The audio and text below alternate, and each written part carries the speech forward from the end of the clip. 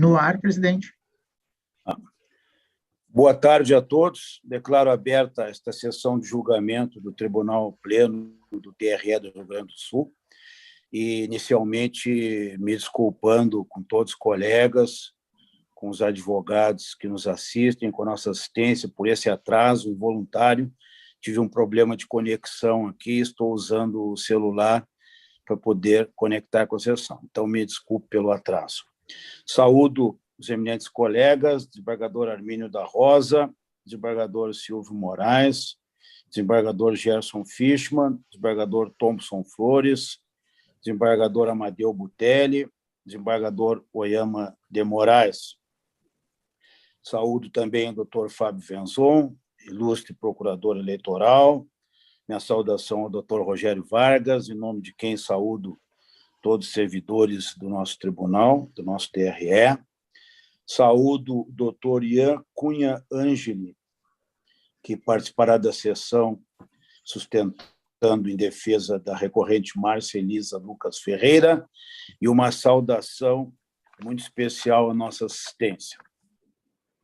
O primeiro recurso da tarde, colegas, é o 060027389, procedência São Lourenço do Sul, relatoria do eminente desembargador Silvio Ronaldo de Moraes, e com pedido de sustentação oral pelo doutor Ian Cunha Angeli, que falará pela recorrente Márcia Elisa Ferreira. Consulto o doutor Ian se concorda com a dispensa do relatório. Concordo, Excelência. Muito bem. Então, Vossa Excelência está com a palavra pelo tempo regimental, doutor. Excelentíssimos desembargadores eleitorais, que cumprimento nesse momento, na figura do presidente, André Vilarinho, desembargador Silvio, mais uma vez, muito nos orgulha a relatoria, votos sempre muito explicativos e que a gente consegue dialogar bastante, né? A professora, grande professora que eu tive, a doutora Maritânia, sempre falava que o melhor voto é aquele que a gente consegue debater e recorrer, não necessariamente aquele que concorda com a gente, né? E a gente tem feito bastante isso, concordando ou não, sempre muito elucidativos. Eu tive promotor eleitoral, doutor Fábio Venzon e doutor Rogério Vargas. Saúdo todos os técnicos que estão com um trabalho redobrado nesse tempo de novas tecnologias. Passando direto ao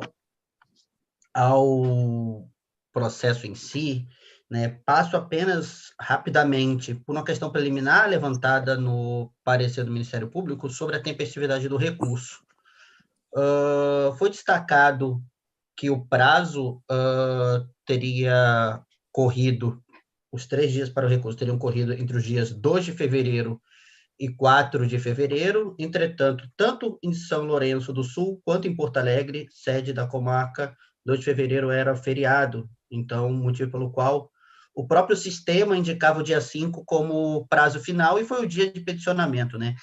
Até existem algumas alegações sustentadas nas contrarrazões sobre uma procrastinação do processo por se utilizar do último dia do prazo. Bom, todos nós, como profissionais de direito, sabemos que prazo é um direito das partes de bem elaborar, principalmente no eleitoral, que temos um prazo tão curto, né, de 3 dias, apenas sendo superado pelos 2 dias de embargo de declaração do tribunal, mas é realmente tudo muito corrido. Sabemos o que passamos aqui, não só as partes, como os magistrados, para decidir situações de urgência, e esse ponto deve ser respeitado. Aqui estamos tratando do artigo 73.3 da Lei Geral, né? Fala especificamente sobre ceder servidor municipal ou usar seus serviços durante horário de expediente normal. Muito longe de querer ensinar para os senhores sobre o que diz a lei, mas durante o horário de expediente normal é um ponto central nesse processo.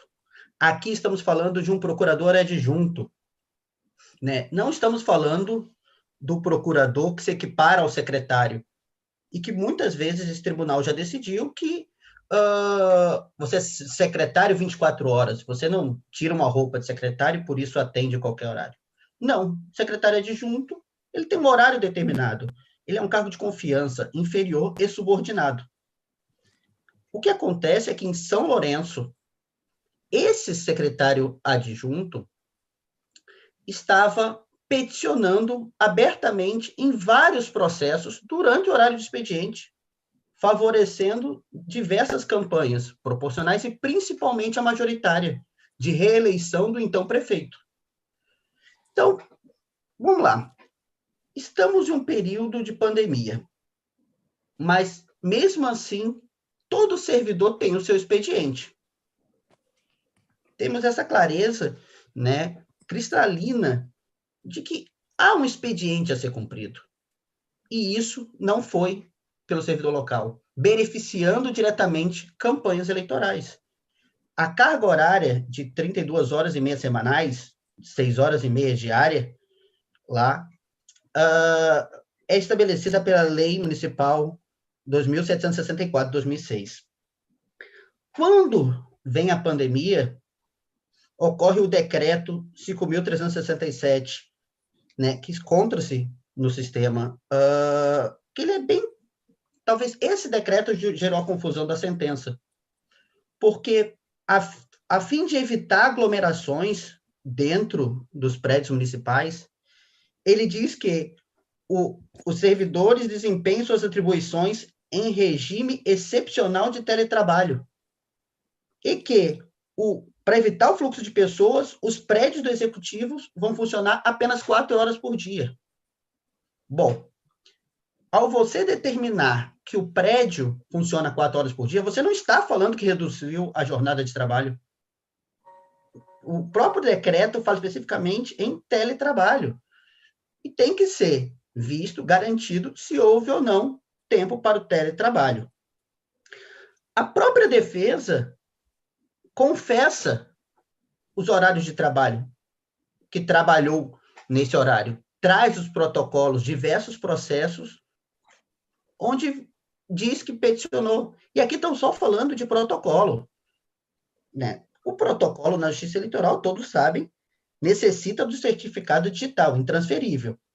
Então, não dá para alegar que passou para outra pessoa. A responsabilidade é pessoal, sobre o peticionamento de qualquer documento junto a esse tribunal. Então, o que a gente tem, efetivamente, é o protocolo, sem contar as horas de trabalho das petições, apenas trabalhando com as peças, que foi feito durante o expediente do município, em benefício do candidato à reeleição. Desculpa, eu acho que a gente pode até debater aqui se... É com a máxima vênia as discordâncias, né? A gente pode debater aqui se isso é suficiente ou não, qual é o impacto de uma sanção. Mas as provas são bem claras no sentido de que foi feito no horário do expediente. E aí, quando é demandado, o que a parte faz? Ela junta um contrato absolutamente fictício, beirando a má-fé, que não se sustenta em nenhum documento dos autos. O que se fez é uma fraude de um documento para bancar uma legalidade que não existe, né? Não há qualquer relação de datas, não há qualquer relação de valores entre o contrato e os depósitos. Para justificar, é trazido um contrato e um extrato onde fala sobre depósito de valores e apresentado um cheque de pagamento em datas divergentes. O que houve nesse caso, bem claro, foi a utilização expressa do servidor público para fins eleitorais. E esse tribunal já cassou mandato por um servidor ir em uma reunião junto ao TRE. Então, esse é um caso, aqui que estão falando, de utilização clara da máquina. Não é só esse caso. Esse mesmo prefeito está respondendo outros processos de uso aberto e restrito da máquina pública para reeleição. Com máxima vênia aos entendimentos diversos, mas temos que pensar qual é o recado a ser dado aqui. Será que o tribunal quer autorizar todos os procuradores municipais a advogar na próxima eleição? Quer dizer, façam, o ambiente digital permite isso? Será que é isso que se pretende com as decisões? Eu tenho certeza que não, porque esse tribunal é um dos principais bastiões de moralidade da coisa pública. E a utilização de procurador para fins de uma campanha específica vai contra os princípios básicos das eleições. Dessa forma, entendo que a magistrada de origem foi levada a erro, né, interpretando o decreto como uma redução da jornada, quando, na verdade, era apenas uma redução do tempo de funcionamento dos prédios, o que levou ao indeferimento da representação, mas que esperamos que seja reformado por esse tribunal. Dessa forma, agradeço a atenção de todos. Obrigado. Muito bem. Muito obrigado, doutor Ian. Passo a palavra ao eminente procurador, doutor Fábio Venzon. Excelentíssimo desembargador-presidente do Egrégio Tribunal Regional Eleitoral do Rio Grande do Sul, excelentíssimos desembargadores integrantes da Corte, doutor Rogério Vargas, Secretaria de Sessão, em nome de quem saúde todos os servidores, uma saudação especial ao doutor Ian Angélica, que se encontra na tribuna, uma saudação especial à nossa audiência. Bom, inicialmente, em relação à preliminar, que efetivamente nós havíamos levantado de intempestividade, não tínhamos nos atentado para esse feriado municipal. Exatamente por ser feriado municipal, enfim, nos passamos. Nós verificamos que efetivamente existe esse feriado, né? E no dia 2, sendo assim, o prazo teria iniciado, só que seria dia 1º, era uma segunda-feira, aí tínhamos afirmado que teria iniciado no dia 2, uma terça-feira, mas na verdade iniciou no dia 3, uma quarta-feira, e deveria ser interposto até a sexta-feira, dia 5, e foi efetivamente interposto no dia 5. Então, estamos retificando nosso parecer pelo conhecimento do recurso. No mérito, como já referi, nós estamos tratando aqui da conduta vedada do artigo 73, inciso 3 da Lei das Eleições, alusiva a ceder servidor público no horário de expediente, né, para comitês de campanha, né, durante o horário de expediente normal. É o que está a redação do inciso 3 do artigo 73. E existe, então, essa discussão. Se este procurador do município, ele peticionou e trabalhou para a campanha eleitoral no horário de expediente dele. E nós entendemos que assim não ocorreu. Por mais que, e até no final do nosso parecer nós mencionamos isso, né, por mais que nós tenhamos sempre uma preocupação do Ministério Público, que essa Procuradoria Regional Eleitoral sempre tem uma preocupação com essa questão da utilização de cargos em comissão, da partidarização da administração pública, que vem tanto em prejuízo no período eleitoral à igualdade de oportunidade entre os candidatos, como vem em prejuízo ao cidadão, porque essa partidarização da administração pública sempre tem acompanhado de incompetência, porque a definição de quem vai ser colocado ali naquele cargo não é a competência daquele servidor, mas é o que ele vai poder contribuir para a campanha, porque é uma pessoa que se dispõe a contribuir para a campanha. Não estou generalizando em todos os casos, estou dizendo que isso dá margem a esse tipo de situação, infelizmente dá margem. E a legislação só vem piorar as situações, quando permite doação por filiado, né? As mudanças legislativas, em vez de virem para melhorar, vêm para piorar, acentuar esse quadro, né? Entendemos que deve haver uma limitação de cargos em comissão, notadamente no Poder Legislativo, no Poder Executivo, porque tem essa questão das eleições vinculadas, então deveria ter uma limitação, 20% no máximo, a gente sabe que não existe, tem lugares que são 70% são cargos de comissão, então nós temos essa preocupação, já falamos isso diversas vezes, né? Bom, mas no caso concreto, teria que haver a prova de que esse procurador do município, inclusive eu acho que deveria haver uma norma que proibisse um procurador de município de trabalhar para a campanha como advogado, porque a gente nunca vai ter como controlar efetivamente, não é? Deveria haver, mas não existe essa norma. Em tese, se ele trabalhou fora do horário de expediente dele, não existe a conduta vedada. E eu tenho os autos aqui para fazer essa análise, se afinal de contas trabalhou fora ou trabalhou dentro do horário de expediente. Né? E foi o que nós fizemos. Com base na análise dos autos, nós fomos para o decreto, para ver essa questão da carga horária, porque efetivamente as petições dele são todas à tarde. As petições são todas a partir das 15 horas da tarde, muitas às 5 da tarde, as petições desse advogado. Então, tínhamos que ir no decreto, porque a alegação era de que o turno lá no município de São Lourenço era das 8 às 12, em virtude da pandemia. Houve uma redução da jornada de trabalho. E no artigo 9º do decreto, que está no ID 24.19.0133, está mencionado, para o enfrentamento da emergência de saúde pública deverá permanecer até 31 de maio, e depois isso foi prorrogado por outros decretos, esse dispositivo, os seguintes horários de trabalho. Turno único, das 8 às 12 horas, sem intervalo. E aí fala das secretarias. Somente uma outra secretaria lá que tem uma coisa específica dela ali, que é das 7 às 11h30 e das 13h30 às 17h, setores relacionados à Secretaria Municipal de Obras, que é uma outra situação. Mas essa especificamente, no caso, a área do procurador do município e tal, estava dentro da regra geral.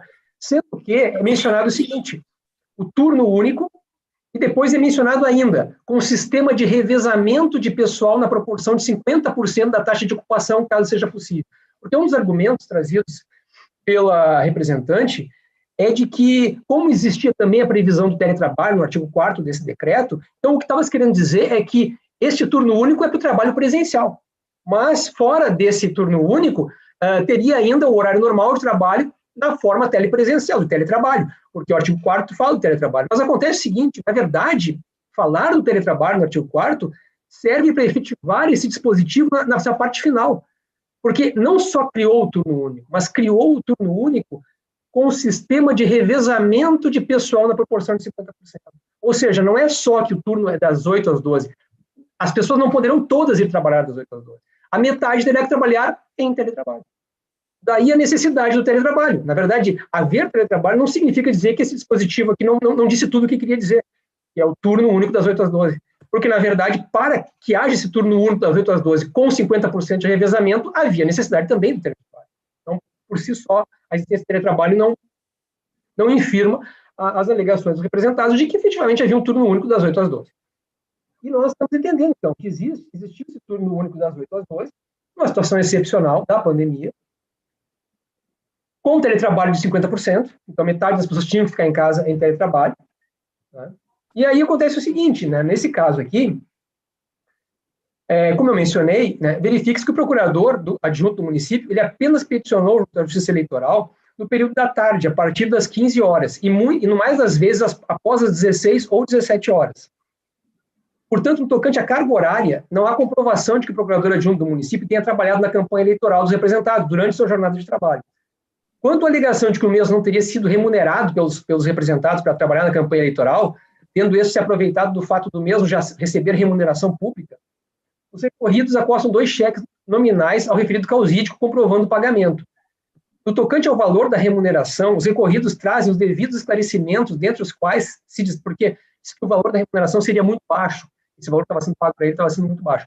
Mas eles trouxeram os esclarecimentos, os recorridos, destacando a afirmação de que o trabalho do procurador seria reduzido, pois o contador do partido, o senhor Arnaldo Thiel, seria o responsável pela juntada de toda a documentação necessária a envio à Justiça Eleitoral nos processos de prestação de contas e registro de candidatura.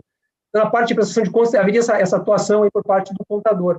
Essa alegação restou comprovada como se extrai do seguinte trecho da sentença, e a sentença diz o seguinte: no ponto imperioso destacar que os protocolos mencionados na inicial, referentes a registros de candidatura ocorridos entre as 8 e 12 horas, foram realizados pelo contador responsável pelo partido, senhor Arnaldo Thiel, o que restou comprovado pelos documentos anexados à defesa dos representados e citos ideias. Então, aqui, como eu mencionei no início, né, não está afirmando que não tenha havido a prática da conduta vedada, pois a utilização do procurador, porque é uma situação do momento da petição deles, né? Não tem como afirmar, não tem como dizer, não, que não pode ter acontecido dele no horário de jornada dele ter ficado trabalhando. Não tem como afirmar que não aconteceu, mas precisaria afirmar que aconteceu. Precisa ter prova de que aconteceu. Né? Então, o que eu digo aqui, não se afirma que não tenha havido a prática da conduta vedada, pois a utilização de procurador do município como advogado da campanha pode ter dado margem a irregularidades, como a produção e não o mero protocolo das peças processuais durante a jornada de trabalho. Porém, o que se está afirmando é que não há prova do ilícito. Aí eu menciono, o ideal é que houvesse vedação legal desse tipo de prática, mas não é o que ocorre atualmente. Então, diante disso, nós estamos entendendo que não teve a prova da prática, da utilização do servidor no horário de expediente para a campanha, então não teria havido a conduta vedada. Então, por isso estamos opinando agora e retificando a preliminar, né? Então, opinando pelo conhecimento e desprovimento do recurso. Muito bem.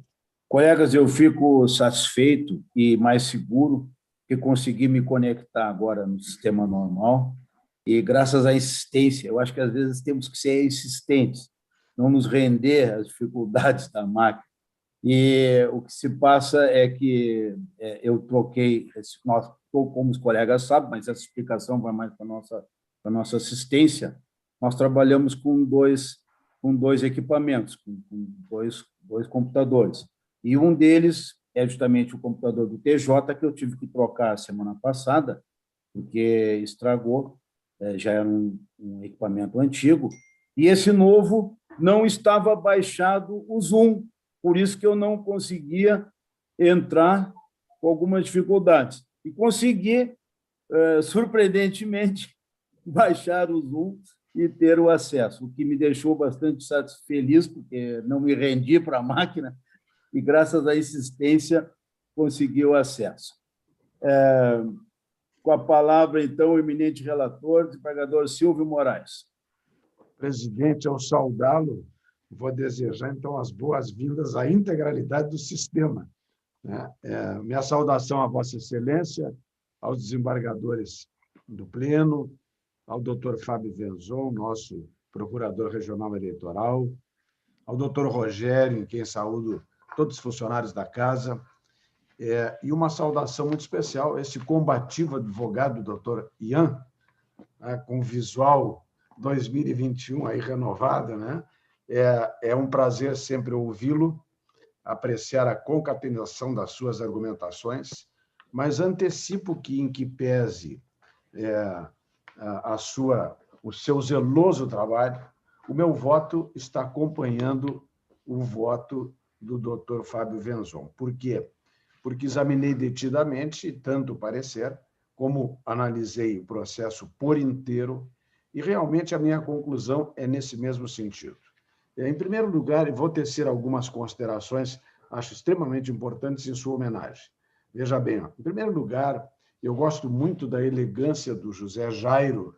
Eu cito no acórdão de que o José Jairo diz que a qualidade funcional não lhe subtrai a cidadania, nem o direito de participar do processo político eleitoral, inclusive colaborando com candidatos e partidos que lhe pareçam simpáticos. Pois bem, o funcionário público, na sua atividade, não perde a sua cidadania.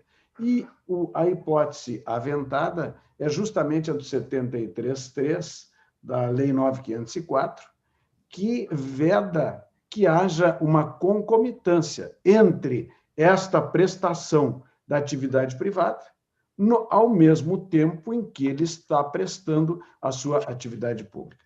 Como muito bem lembrou o doutor Venzon, na verdade, o decreto estabeleceu que a atividade da prefeitura, em razão da pandemia, ficaria reduzida a 50% no seu atendimento e na prestação de serviços diária, e com revezamento de 50%, que aí, evidentemente, ou o funcionário comparece à prefeitura e trabalha, ou ele exerce, naquele período, uma atividade home office. Exatamente esta é a situação dos autos. Então, vejam bem, eu estou dizendo no acórdão que, evidentemente, o simples fato de haver a concomitância à atividade, por si só, não leva à incidência do 7.3, exceto com prova robusta, que, evidentemente, na hipótese, não ocorreu.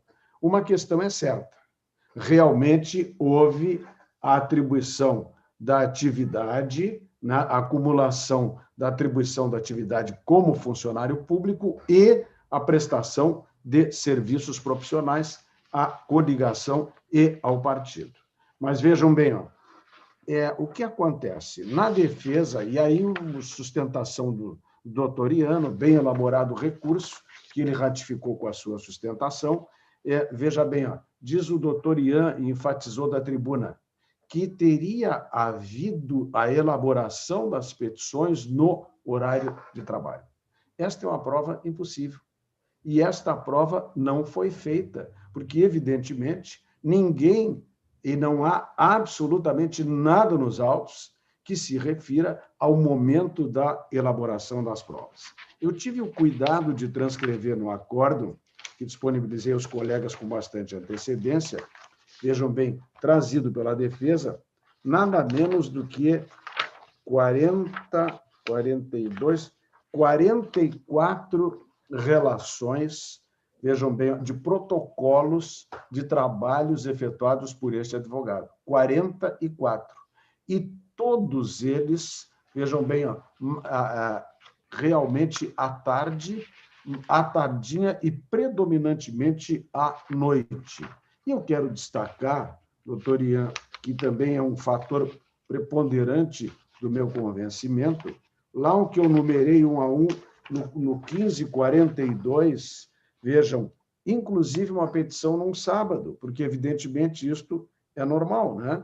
Vejam bem, ó, o advogado que é acusado de trabalhar ao mesmo tempo para o privado e o serviço público, teve o cuidado de juntar uma petição, vejam bem, no dia 16 de 11 de 2020, às 16h54, subestabelecendo os seus poderes e os outorgando à advogada Marta Bauer Crespo, justamente porque a audiência deste processo estava marcada para as 10 horas do dia 17 de 11 de 2020. Ou seja, o advogado abaixo assinado estava impedido de participar por ser horário em que está investido no cargo do procurador adjunto do município. Portanto, vejam bem, ó, a par da não prova suficiente capaz de efetivamente dar suporte à tipificação do 73.2, como é o objeto que estamos examinando, que é a incidência que estamos examinando, evidentemente há contraprova trazida pela defesa que realmente afasta, vejam bem, a imputação trazida aqui, né? Vejam bem, incidência de conduta vedada. Eu vou me referir ainda, né, não me alongando muito, na questão aventada pelo doutor Ian da tribuna, nas duas supostas atuações, né?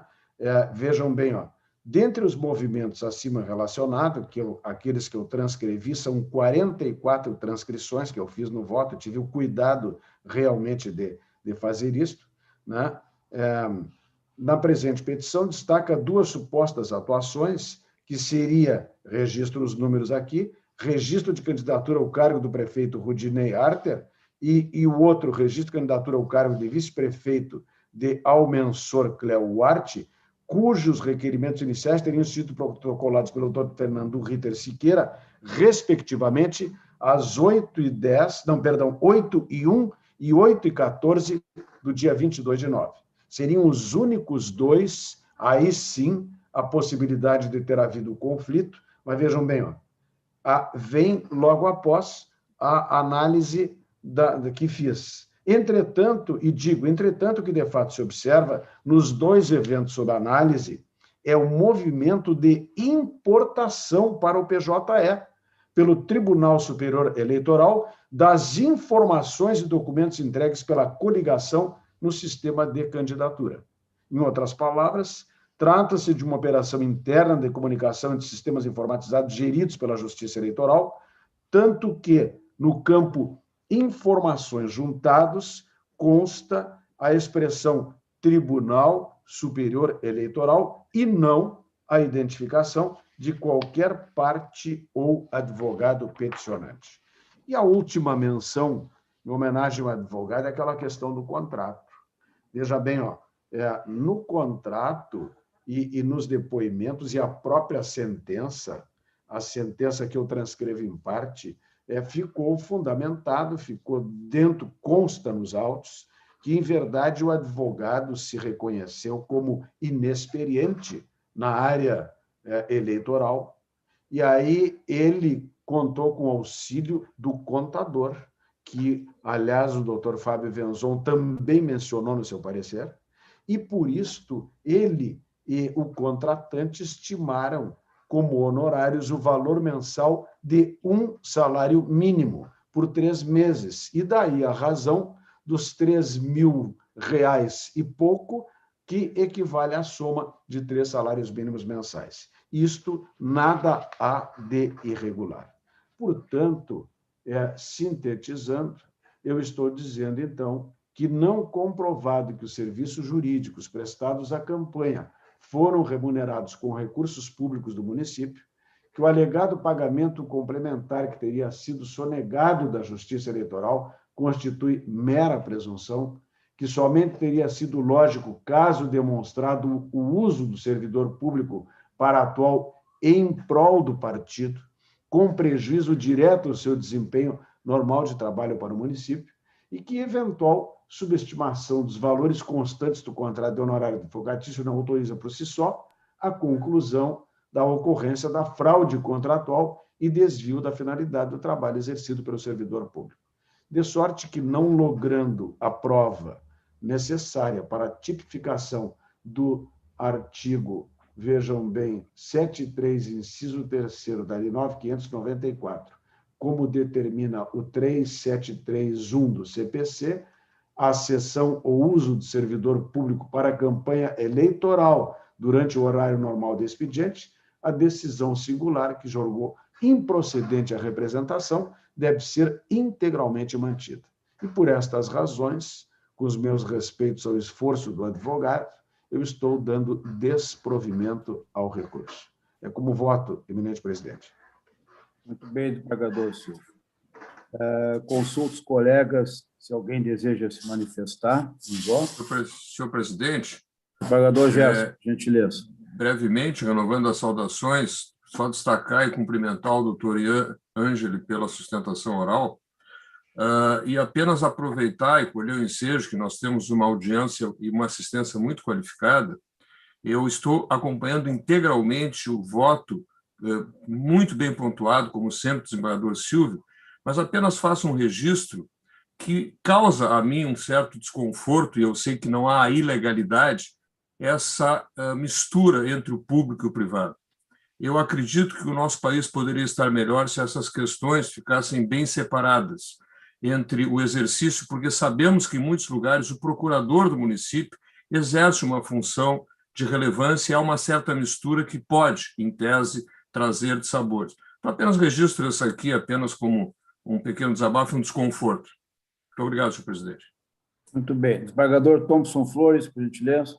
Senhor presidente, eu cumprimento Vossa Excelência, os eminentes colegas, o senhor diretor-geral, o eminente procurador-geral eleitoral e o eminente advogado, que foi muito combativo. Eu confesso que eu ia apenas aderir ao brilhante voto do relator, como faço. Mas essa observação do eminente desembargador Fischmann, que é um brilhante advogado e um brilhante professor, me animou a fazer também uma observação.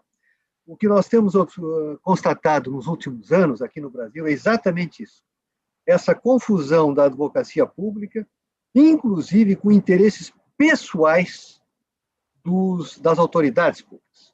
Nos Estados Unidos, por exemplo, o Attorney General, que é o ministro da Justiça, e o Solicitor General, que é o advogado-geral, seria, guardadas as proporções, o advogado-geral da União, eles não defendem as autoridades públicas quando processadas. E também não se manifestam em processos que envolvam diretamente os interesses da autoridade em questão. Eles defendem a posição do Estado norte-americano. Eu vou citar apenas 2 exemplos bem conhecidos. O presidente Richard Nixon e 3 dos seus ministros, o Attorney General John Mitchell, o chefe da Casa Civil Bob Halden e o secretário de Assuntos Domésticos, que tinha status de ministro, John Ehrlichman, ambos, quando foram processados nos processos de Watergate, eles constituíram advogados privadamente. Inclusive, saíram daqueles processos, como eu lembrei há pouco tempo, arruinados economicamente. O presidente Nixon, quando renunciou à presidência, pasmem-se, cavalheiros, tinha $500 na conta bancária.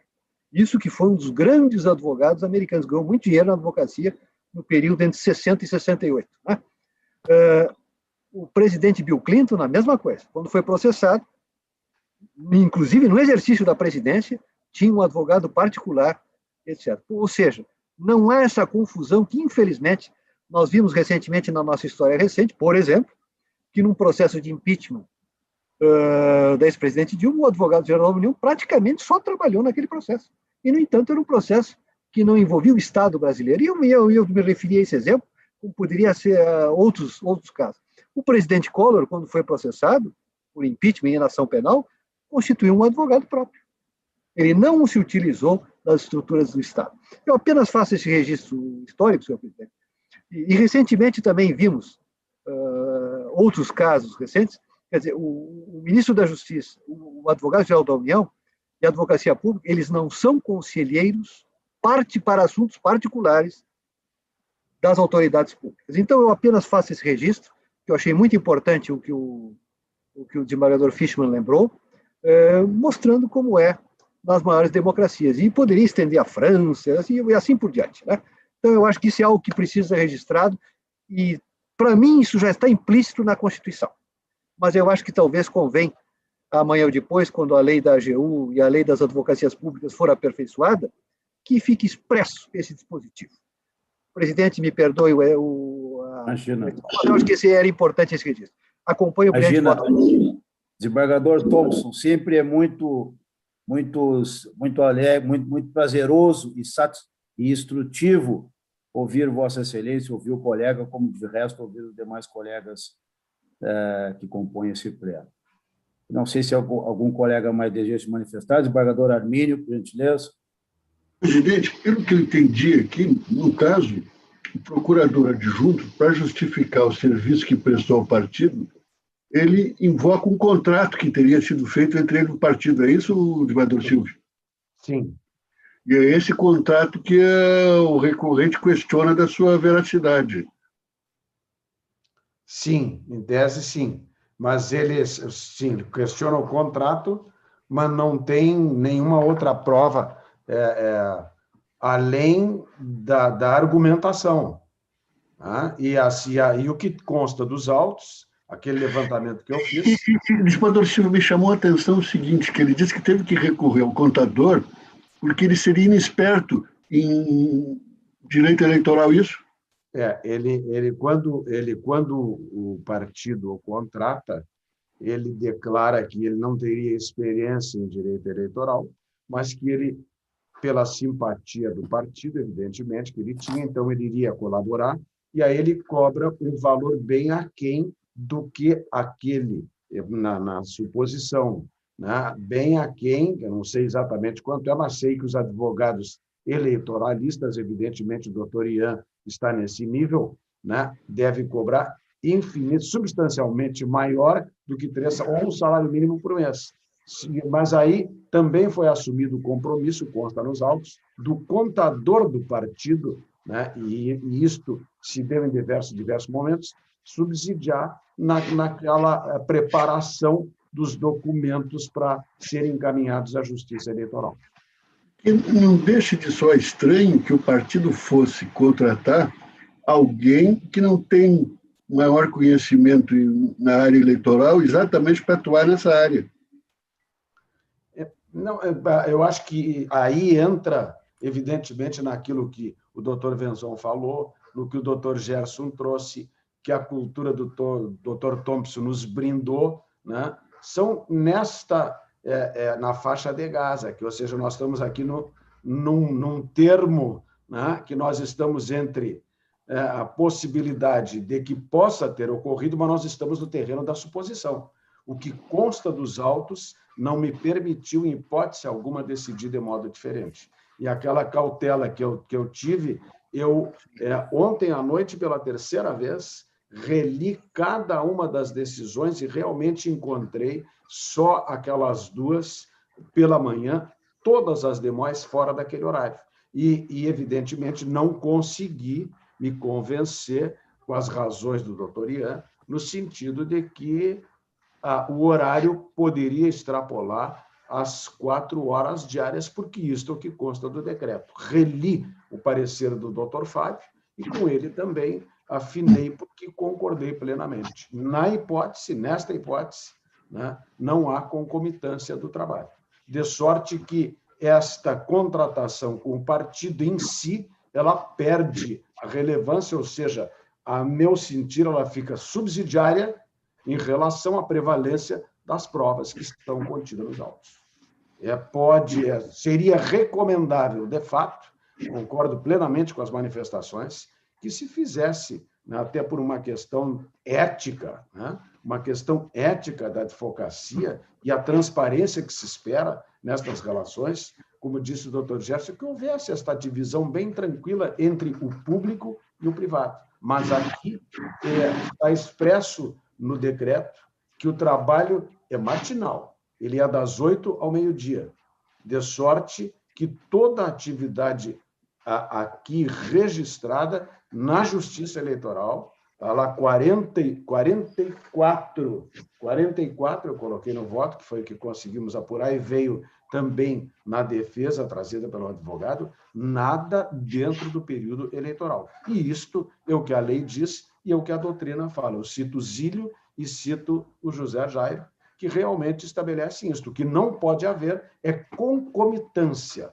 entre o momento em que ele é obrigado a dar a sua dedicação àquela instituição com a sua atividade privada. Me lembrou o Silvio, no jurídico do Banco do Brasil, e o Silvio exercendo a advocacia no seu escritório lá em São Leopoldo.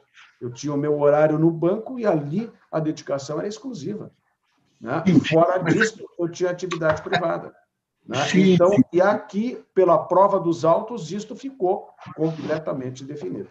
A questão toda está em se efetivamente houve me parece, a que título ele prestou esses serviços para o partido. Se esse serviço não foi prestado na sua condição de procurador, por ser procurador adjunto. E o trabalho, esse tipo de trabalho, ele se desenvolve não topicamente em determinado horário. Há um trabalho intelectual, etc., que não precisa ser necessariamente naquele registrado, né? É uma situação muito estranha essa, muito indesejável que ocorra, né? E eu tenho receio de estarmos chancelando assim um desvio de utilização de servidor público. Mas, de qualquer forma... Me permita, sim. Um pedido de vistas vindo de Vossa Excelência, para mim, é um privilégio sempre. Mas me permita dizer que SMJ, eu entendo irrelevante esta questão diante da prova de não concomitância desse tipo de serviço com o horário que ele prestava na prefeitura. O doutor Ian, inteligentemente, né, porque ele realmente é inteligente, ele diz assim, olha, as petições poderiam ou estavam sendo feitas lá na prefeitura. Não há prova disso. Mas esse que é o dado, doutor Silvio, esse que é o dado fundamental. Se efetivamente esse serviço foi materializado nesses horários de registro, que como atividade intelectual que é, não precisa sê-lo, não é? Essa é uma situação que conjugada a esse dado funcional, e a estranheza que causa que se fosse contratar, por que apareceu esse contrato? Alguém inexperto em direito eleitoral que chama a atenção de que alguma coisa aqui no Reino da Dinamarca, não é? Mas em atenção já o próprio parecer ministerial, doutor Venzon, sempre muito minucioso nisso, ao voto do eminente relator do que diz respeito a essa matéria fática, não é? Eu vou nem pedir vista, vou acompanhar, mas com esse registro de um certo desconforto, né, com o que se está vendo nesse caso aqui. Não é? E parece que não seria o único caso, como se falou aqui na tribuna, a envolver essa eleição majoritária em São Lourenço do Sul. Mas Em suma, estou acompanhando o eminente relator, não sem registrar essa minha preocupação com essas questões que vão aflorando aqui, que mostram que tem mais alguma coisa, vamos valer de novo, tem mais alguma coisa no ar do que os aviões de carreira, né? É isso aí. Acompanho o relator, senhor presidente. Eu agradeço, desembargador Armínio. Acho importantíssimo, principalmente para a advocacia aqui na pessoa do doutor Ian, por esta satisfação que meu lado de advogado também visto, a importância do nosso processo ser debatido, pensado e questionado por toda a corte. Eu, como advogado, doutor Ian, sairia, como tenho certeza que o senhor vai sair, extremamente feliz, ainda que com resultado negativo. Obrigado. Muito bem. Consulto se mais algum colega deseja se manifestar. Então, proclamando o resultado, recurso 060-027389, de São Lourenço do Sul, negaram provimento unânime. Presidente, colegas... Presidente, se eu só fazer um comentário... Pois não, doutor Ian. Pelo respeito e pelo o histórico que essa casa tem na construção da jurisprudência, visto a importância dos debates, talvez seja a situação de ser oficiado o TSE com o debate presente para que possa constar nas próximas resoluções para o próximo período eleitoral. Eu entendo que há um arcabouço jurídico que possa substanciar alguma proibição nesse sentido, principalmente partindo do pressuposto da exclusividade do servidor público. Então, é um pressuposto que a Constituição coloca e que eu acho que é válido para esse debate. Eu esperei acabar, assentar os votos, né, e o resultado final, mas acho que é importante essa casa construída pelos advogados, pelo Ministério Público e pelos servidores e os colegas desembargadores. É importante a gente colocar para fora do Estado essa visão. Então, saúdo o debate feito e agradeço. Muito obrigado, doutor Ian. Bem, então, proclamado já o resultado. Colegas, dentro da nossa sistemática de encaminhamento da sessão, nós não temos mais agora destaques pelos advogados. Então, consulto a todos os colegas e ao doutor Fábio Venzon se tem algum destaque para fazermos antes de proclamar os demais resultados. Também consulto os eminentes relatores se, eventualmente, tem decisão que seja colidente ou que não esteja acolhendo o parecer ministerial, para incluir nos destaques. Doutor Fábio, tem algum destaque? Não? Eu tenho só, em relação ao 9219, só uma retificação para reduzir o prazo da suspensão de cotas, que foi colocado em 6 meses, mas pela proporcionalidade seriam 4 meses. Só isso. Qual é o número dele, para nós destacarmos? Na verdade, eu só sei, o número dele é 9219. É o segundo da pauta, então. É uma prestação de contas, é isso? Sim. Do PDT Santo Ângelo? Isso, exatamente. Senhor presidente. Pois não, desembargador Thompson. Apenas para alertar, e eu vejo que o advogado está presente ainda, que eu acho que Vossa Excelência ainda não proclamou o resultado deste aqui. Só para evitar, digamos assim, o senhor ter que voltar. Não, sim, acho que sim. Será que... Eu não me lembro de ter ouvido a sua proclamação, por isso. Não terminou. Eu vi que o eminente advogado está ali, eu acho que ele deve estar aguardando. Bom, o que é demais não prejudica, né? Então, vamos novamente... 060-027389, São Lourenço do Sul, a unanimidade negaram provimento. Tenho lembrança de ter feito, né? Mas, como eu disse, o que é demais não prejudica. É que eu acho que Vossa Excelência ia começar, mas entrou um outro assunto aí. Mas agradeço, desembargador Thompson. Muito obrigado pela colaboração. Obrigado a todos.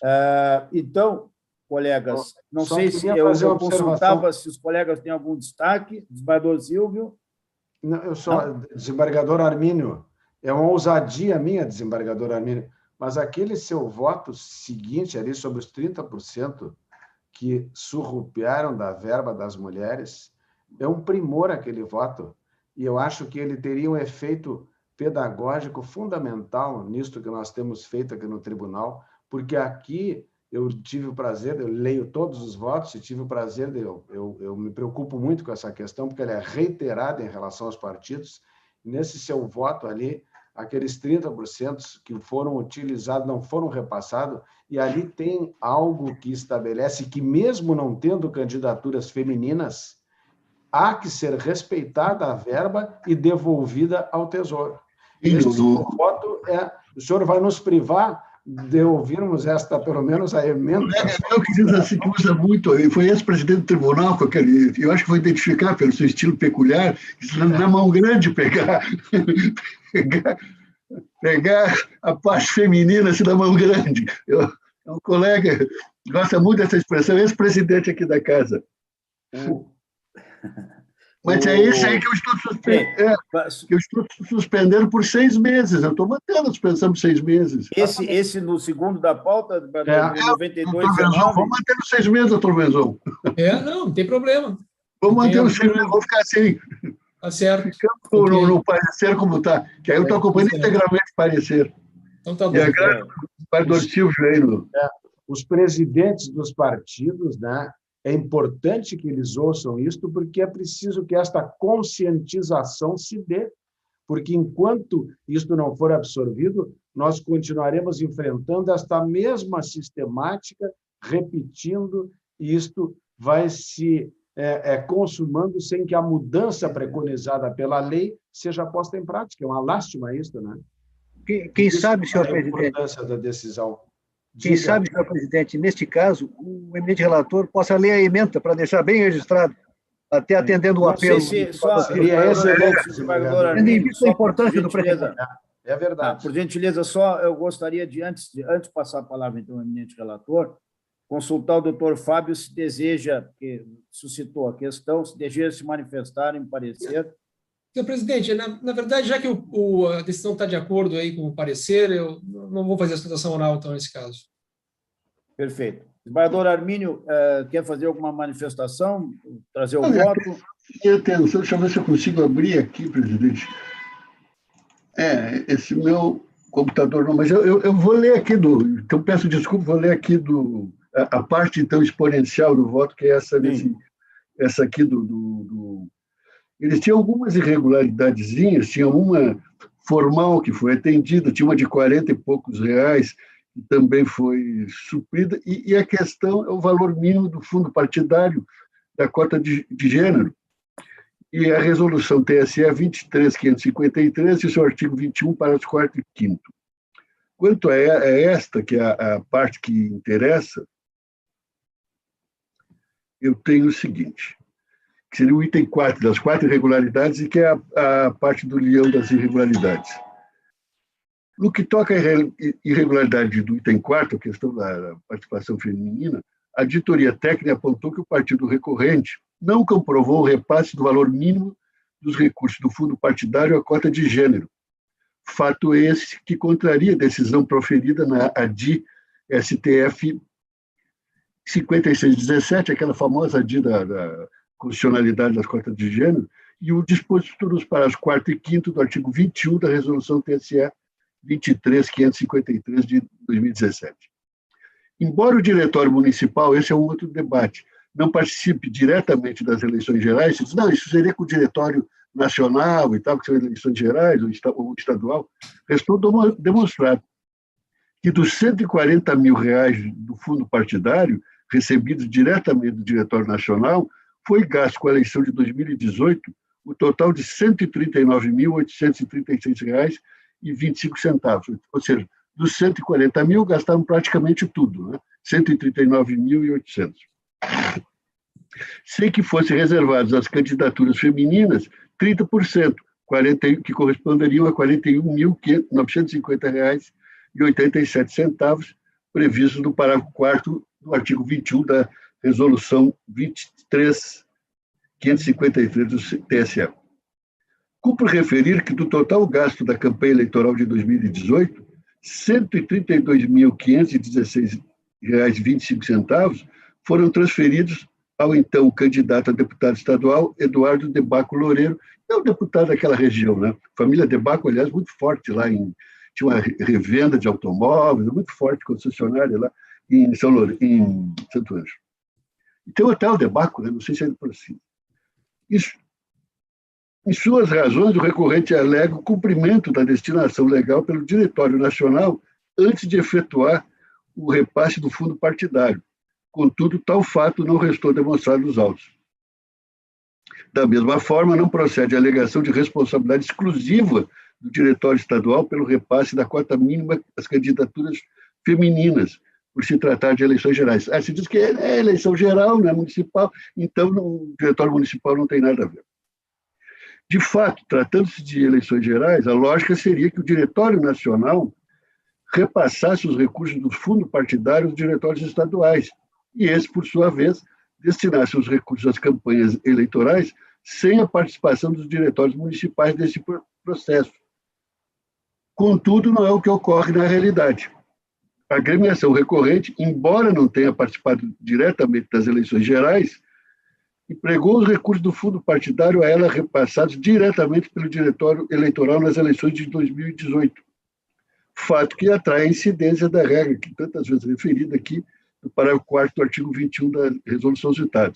Ou seja, os partidos políticos, em cada esfera, devem destinar ao financiamento de campanhas de suas candidaturas no mínimo 30% dos gastos totais contratados nas campanhas eleitorais com recursos do fundo partidário. Assim, a obrigação de transferência de valores do fundo partidário às candidaturas femininas deve recair à esfera, já que a resolução fala em cada esfera, a esfera do partido que empregou o recurso público na campanha eleitoral. E aqui o Diretório Municipal recebeu 140 mil. Cumprindo a cada esfera da agremiação demonstrar, no momento de sua prestação de contas eleitorais, o atendimento das condicionantes legais, evitando-se assim fraude ao escopo legal. E aqui vem um dado muito interessante, né? E também preocupante. Importa salientar que o Diretório Estadual do PDT, na prestação de contas relativas às eleições de 2018, identifico a prestação de contas, também fora condenado à devolução de valores pela ausência do repasse da cota mínima às campanhas femininas. Nesse processo, o PDT estadual igualmente alegou que o repasse havia sido realizado pelo Diretório Nacional. Quer dizer, é um jogo de empurra, né? O municipal joga o estadual ao federal, o estadual joga o federal e tal. Não comprovando tal alegação. E aqui que vem um dado interessante. Curiosamente, foi demonstrado que o Diretório Estadual recebeu, a título de fundo partidário, o valor de R$70 mil. Vejo que lá o municipal foi 140 mil que recebeu, tendo gasto na campanha o total de R$69 mil, valores consideravelmente inferiores aos recebidos pela agremiação municipal em ano no qual não participaria diretamente do pleito. Então, a agremiação municipal recebeu o dobro do estadual num ano em que não participaria do pleito de eleições. É inequívoco que tal situação acende um sinal de alerta. Hoje, sinal de alerta, a acender aqui temos vários, um farol de alerta, né? Um sinal de alerta na análise da prestação de contas para utilização nesse mecanismo como forma de burlar a previsão legal. Por fim, destaco que o percentual previsto para o uso do fundo partidário nas candidaturas femininas, o fundo partidário, né, possui destinação específica, é vinculado. O que impede a utilização outra que não a ação afirmativa relacionada às mulheres na política. Não é discricionário, é vinculado.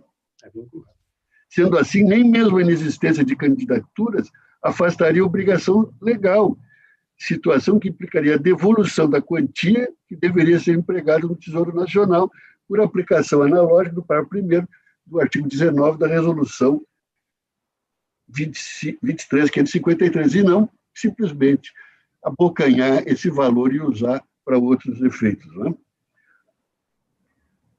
A irregularidade atinente à ausência de repasse de valores para candidaturas femininas transgride não só a literalidade do texto da norma, mas também o sentido do comando normativo, em razão da não observância de igualdade de gênero no financiamento da campanha eleitoral, constituindo falta grave. E daí aquela suspensão pelo período de 6 meses. Creio que assim, atendo assim os desejos, né, de manifestação sobre é um problema cultural, não é? São valores, são ações afirmativas, valores destinados à sua execução, que não adianta, né? Aqui, no caso, se desviou os valores todos essencialmente para determinada candidatura de deputado estadual. A lei dá com uma mão e os dirigentes partidários tiram com a outra. E essa situação muito interessante. O diretório municipal ganhou o dobro do estadual. Alguma coisa também aqui há no ar que não são apenas os aviões de carreira, né? Como diria o Barão de Itararé. Né?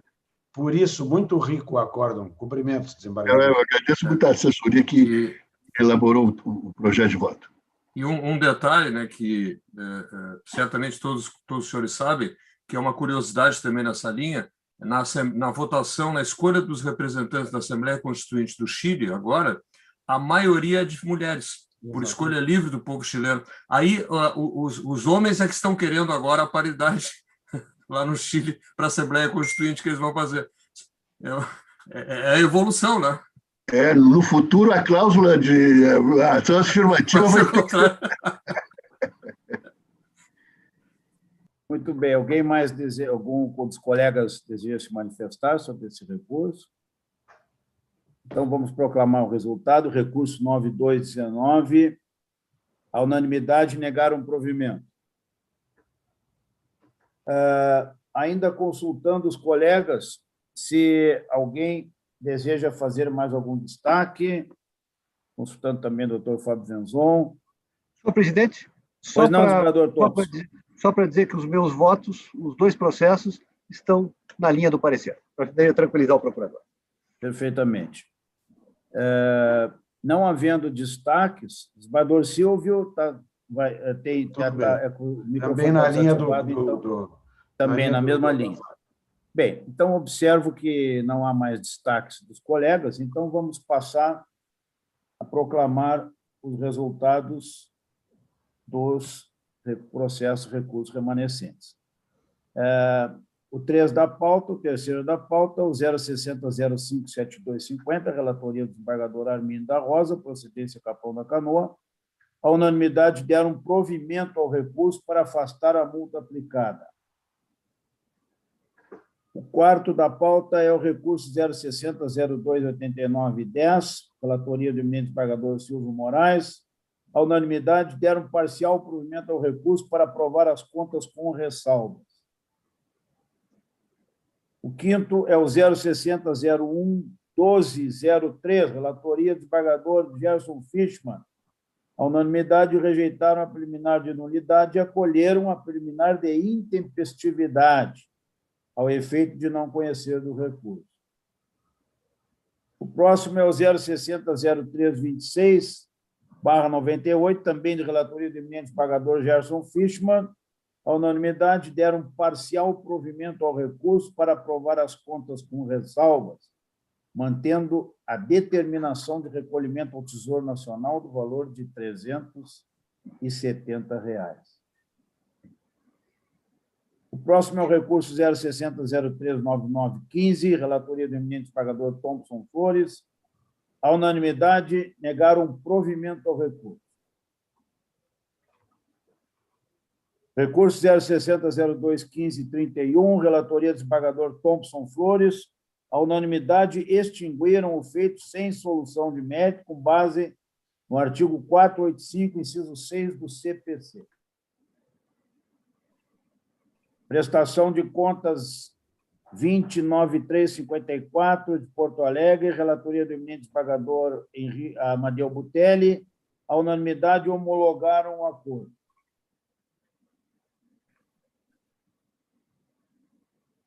Prestação de contas 060045421, relatoria do eminente desembargador Amadeu Butelli, unanimidade, negaram provimento ao recurso.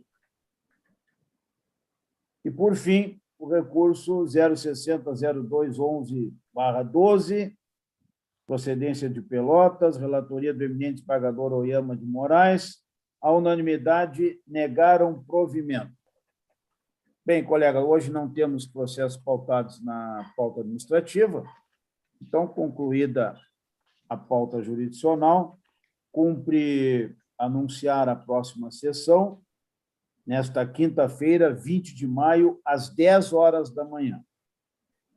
10 horas da manhã, quinta-feira, 20 de maio.